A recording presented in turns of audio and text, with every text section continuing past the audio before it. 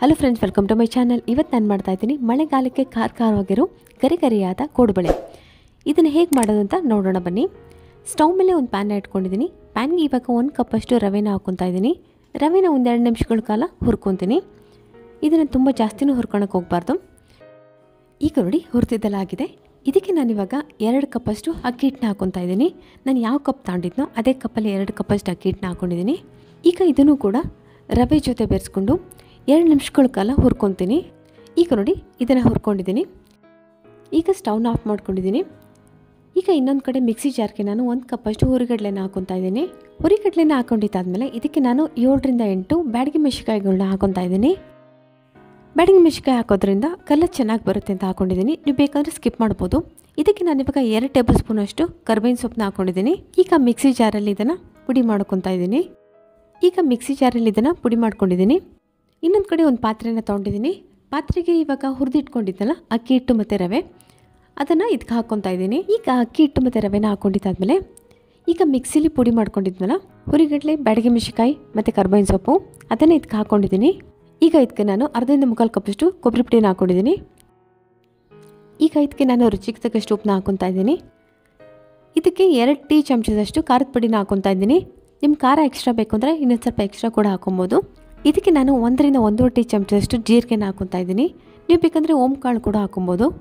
ಈಗ ಇದಕ್ಕೆ ನಾನು 4 ರಿಂದ 6 ಟೀ ಚಮಚದಷ್ಟು ಮೈದಾನ ಹಾಕ್ಕೊತಾ ಇದ್ದೀನಿ. ಅಂದರೆ ಒಂದು ಅರ್ಧ ಕಪ್ಪಷ್ಟು ಮೈದಾನ ಹಾಕ್ಕೊತಾ ಇದ್ದೀನಿ. ಈಗ ಇದನ್ನೆಲ್ಲ ಒಂದ್ಸರಿ ನಾನು ಬೆರೆಸ್ಕೊತಾ ಇದ್ದೀನಿ. ಈಗ ಇದಕ್ಕೆ ನಾನು 2 ರಿಂದ 3 ಸೌಟಷ್ಟು ಕಾಯ್ದಿರೋ ಎಣ್ಣೆನ ಹಾಕ್ಕೊತಾ ಇದ್ದೀನಿ. ಅಂದರೆ 7 ರಿಂದ 8 ಟೇಬಲ್ ಸ್ಪೂನಷ್ಟು ಎಣ್ಣೆನ ಹಾಕ್ಕೊಂಡಿದ್ದೀನಿ. ಕಾಯ್ದಿರೋ ಎಣ್ಣೆನ ಹಾಕ್ಕೊಂಡಿರೋದ್ರಿಂದ ಒಂದು ಸ್ಪೂನಿಂದ ಇದನ್ನೆಲ್ಲ ಬೆರೆಸ್ಕೊತಾ ಇದ್ದೀನಿ. ಇದು ಸ್ವಲ್ಪ ತಣ್ಣಕ್ಕಾದ್ಮೇಲೆ ನಾನು ಕೈಯಿಂದ ಬೆರೆಸ್ಕೊತೀನಿ. ಈಗ ನೋಡಿ ಸ್ಪೂನಿಂದ ಒಂದ್ಸರಿ ಎಲ್ಲ ಬೆರೆಸ್ಕೊಂಡಿದ್ದೀನಿ. ಈಗ ಕೈಯಿಂದ ಎಲ್ಲ ಕಡೆನೂ ಎಣ್ಣೆ ಒಂದೇ ಸಮನೆ ಹರಡ್ಕೊಳಂಗೆ ಈ ಥರ ಬೆರೆಸ್ಕೊತಾ ಇದ್ದೀನಿ. ಈಗ ಇದನ್ನೆಲ್ಲ ಬೆರೆಸ್ಕೊಂಡಿದ್ದೀನಿ. ಈಗ ಇದಕ್ಕೆ ನಾನು ಸ್ವಲ್ಪವಾಗಿ ನೀರನ್ನ ಹಾಕ್ಕೊಂಡು ಸ್ವಲ್ಪ ಗಟ್ಟಿ ಹಿಟ್ಟಾಗಿ, ಅಂದರೆ ತುಂಬ ಸಾಫ್ಟ್ ಹಿಟ್ಟಾಗಿ ಬೇಡ, ಸ್ವಲ್ಪ ಗಟ್ಟಿ ಹಿಟ್ಟಾಗಿ ಇದನ್ನು ಕಲಿಸ್ಕೊತೀನಿ. ಅಂದರೆ ಇವಾಗ ರೊಟ್ಟಿ ತಟ್ಟಬೇಕಾದ್ರೆ ಹಿಟ್ಟು ಮಾಡ್ಕೊತೀವಲ್ಲ ಅದಕ್ಕಿಂತ ಸ್ವಲ್ಪ ಗಟ್ಟಿಗೆ ಇದನ್ನು ಕಲಿಸ್ಕೊಬೇಕು. ಈಗ ನೋಡಿ ನಾನು ಇದನ್ನೆಲ್ಲ ಹಿಟ್ಟಾಗಿ ನಾದ್ಕೊಂಡಿದ್ದೀನಿ. ಇದನ್ನು ಸ್ವಲ್ಪ ಹೊತ್ತು ಹೀಗೇ ನಾದ್ಕೊತೀನಿ. ಈಗ ನೋಡಿ ನಾನು ಹಿಟ್ಟು ರೆಡಿ ಮಾಡ್ಕೊಂಡಿದ್ದೀನಿ. ಈ ಹಿಟ್ಟನ್ನ ಒಂದು 5 ರಿಂದ 10 ನಿಮಿಷ ನೆನೆಯೋಕ್ಕೆ ಬಿಟ್ಟುಬಿಡಬೇಕು. ಈಗ ನೋಡಿ 10 ನಿಮಿಷ ಆಗಿದೆ. ಈಗ ಇದರಿಂದ ನಾನು ಕೋಡುಬಳೆಗಳನ್ನ ಮಾಡ್ಕೊತಾ ಇದ್ದೀನಿ. ಈ ಥರ ಎಳೆ ಎಳೆಯಾಗಿ ಮಾಡಿಕೊಂಡು ಈ ಥರ ಶೇಪ್ ಕೊಟ್ಕೊಂಡು ಕೋಡುಬಳೆಗಳು ರೆಡಿ ಆಗಿಬಿಡುತ್ತೆ. ನಾನು ಈ ಥರ ಎಳೆ ಎಳೆಯಾಗಿ ಮಾಡಿಕೊಂಡು ಮೀಡಿಯಮ್ ಸೈಜಿನ ಕೋಡುಬಳೆಗಳನ್ನ ಮಾಡ್ಕೊಂಡಿದ್ದೀನಿ. ನೀವು ಬೇಕಾದ್ರೆ ದೊಡ್ಡ ಸೈಜಿನ ಕೋಡುಬಳೆಗಳನ್ನೂ ಕೂಡ ಮಾಡ್ಕೊಬೋದು ಅಥವಾ ಚಿಕ್ಕ ಸೈಜಿನ ಕೂಡ ಮಾಡ್ಕೊಬೋದು. ಇಲ್ಲಿ ನಾನು 1 ಬ್ಯಾಚಷ್ಟು ಕೋಡುಬಳೆಗಳನ್ನ ಮಾಡ್ಕೊಂಡಿದ್ದೀನಿ. ಈಗ ಇದನ್ನು ನಾನು ಎಣ್ಣೆಯಲ್ಲಿ ಹಾಕ್ಕೊಂಡು ಕರ್ಕೊತಾ ಇದ್ದೀನಿ. ಸ್ಟವ್ ಮೇಲೆ ಎಣ್ಣೆನ ಕಾಯಕ್ಕೆ ಇಟ್ಕೊಂಡಿದ್ದೆ, ಅದು ಕಾದಿದೆ. ಈಗ ಸ್ಟವ್ನ ಮೀಡಿಯಮ್ ಫ್ಲೇಮಲ್ಲಿ ಇಟ್ಕೊಂಡು ನಾನು ಕೋಡುಬಳೆಗಳನ್ನೆಲ್ಲ ಹಾಕ್ಕೊತಾ ಇದ್ದೀನಿ.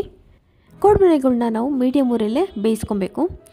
ನಾವು ಎಲ್ಲಿವರೆಗೂ ಬೇಯಿಸ್ಕೊಬೇಕು ಅಂದರೆ ಈ ನೊರೆ ಇದೆಯಲ್ಲ, ಆ ನೊರೆ ಕಮ್ಮಿ ಆಗೋವರೆಗೂ ಮತ್ತು ಕಲರ್ ಚೇಂಜ್ ಆಗೋವರೆಗೂ ಈ ಥರ ಬೇಯಿಸ್ಕೊಬೇಕು. ಇದು ಬೇಯೋಷ್ಟೊತ್ತಿಗೆ ನಾನು ಇನ್ನೊಂದು ಬ್ಯಾಚಷ್ಟು ಕೋಡುಬಳೆಗಳನ್ನ ಮಾಡ್ಕೊಂಡಿದ್ದೆ, ಅದನ್ನು ಕೂಡ ಇವಾಗ ಎಣ್ಣೆಗೆ ಹಾಕ್ಕೊತಾ ಇದ್ದೀನಿ. ಈಗ ನಾನು ಎಲ್ಲ ಕೋಡುಬಳೆಗಳನ್ನೂ ಹಾಕ್ಕೊಂಡಿದ್ದೀನಿ. ಇವನ್ನು ಕೂಡ ನಾನು ಮೀಡಿಯಮ್ ಫ್ಲೇಮಲ್ಲಿ ಗರಿ ಗರಿಯಾಗಿ ಆಗೋವರೆಗೂ ಮತ್ತು ನೊರೆ ಕಮ್ಮಿ ಆಗೋವರೆಗೂ ಇದನ್ನು ಬೇಯಿಸ್ಕೊತೀನಿ. ನಾವು ಈ ಥರ ಜಾಲರಲ್ಲಿ ಈ ಥರ ತಿರುವಾಕೊಂಡು ಬೇಯಿಸ್ಕೊಳೋದ್ರಿಂದ ಒಂದೇ ಸಮನೆ ಎಲ್ಲ ಕಡೆಯೂ ಬೇಯುತ್ತೆ. ಈಗ ನೋಡಿ ನೊರೆ ಎಲ್ಲ ಕಮ್ಮಿ ಆಗಿದೆ, ಕೋಡುಬಳೆ ಕೂಡ ಗರಿ ಗರಿಯಾಗಿ ಬೆಂದಿದೆ. ಈಗ ಈ ಕಲರ್ ಬಂದಿದ್ದ ತಕ್ಷಣ, ಅಂದರೆ ನೋಡಿ ಈ ಥರ ಕಲರ್ ಬಂದಿದ್ದ ತಕ್ಷಣ ನಾನು ತಗೊಂಡ್ಬಿಡ್ತಾ ಇದ್ದೀನಿ. ಈಗ 2 ಬ್ಯಾಚಷ್ಟು ಕೋಡುಬಳೆಗಳನ್ನ ನಾನು ಮಾಡ್ಕೊಂಡಿದ್ದೀನಿ. ಇದೇ ಥರ ಎಲ್ಲ ಬ್ಯಾಚ್ ಕೋಡುಬಳೆಗಳನ್ನ ನಾನು ಮಾಡ್ಕೊಂಡಿದ್ದೀನಿ. ಈಗ ನಮ್ಮ ರುಚಿಯಾದ ಗರಿ ಗರಿಯಾದ ಕೋಡುಬಳೆ ರೆಡಿಯಾಗಿದೆ. ಈಗ ಇದನ್ನು ತಿನ್ಬೋದು. ಈ ವಿಡಿಯೋ ನಿಮ್ಗೆ ಇಷ್ಟ ಆಗಿದ್ರೆ ಲೈಕ್ ಮಾಡಿ, ಶೇರ್ ಮಾಡಿ, ಸಬ್ಸ್ಕ್ರೈಬ್ ಮಾಡಿ.